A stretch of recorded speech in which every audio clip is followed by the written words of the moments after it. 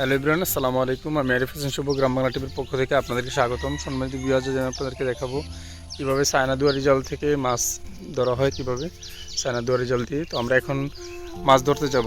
যেহেতু আমি একটি বিলের মধ্যে জালটি পেতেছি, একটি খালের মুখের মধ্যে। তো যেহেতু আমাদের একটি অনেক বড় খাল, তো সেই খালে পাচ্ছি জালটি, সেটা আমরা এখন দেখব। তো এখন যাচ্ছি মাছ ধরার জন্য। তো এ হচ্ছে আমার যে চায়না দুয়ারি জালটি।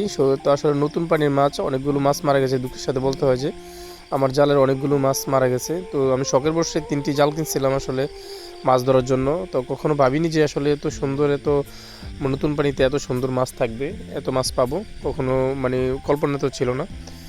তো আমার মাছগুলো অনেকগুলো মারা গেছে।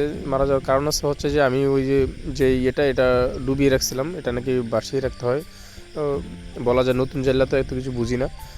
তো অনেকগুলো মাছ লাগছে আলহামদুলিল্লাহ। এত মাছ, এত সুন্দর মাছ কোত্থেকে আসলে আমি ভেবেই পাচ্ছি না। তো এখানে হচ্ছে আমার 2টি জালের মাছ। তো আরেকটি জালে এত বেশি লাগেনি।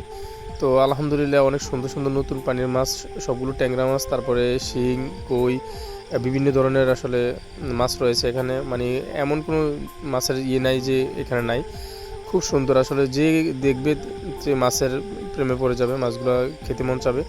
অনেক সুন্দর সুন্দর আলহামদুলিল্লাহ, আল্লাহ তাআলার সৃষ্টি কত সুন্দর। আর এত সুন্দর মাছ মানে কোত্থেকে আসলে আমি ভেবেই কুল পাচ্ছি না। এতগুলো মাছ পেলাম আলহামদুলিল্লাহ, খুব আনন্দ লাগতেছে এতগুলো মাছ একসাথে দেখে। এবং কি মানে এরকম মাছ তো চলাচল সবসময় পাওয়া যায় না।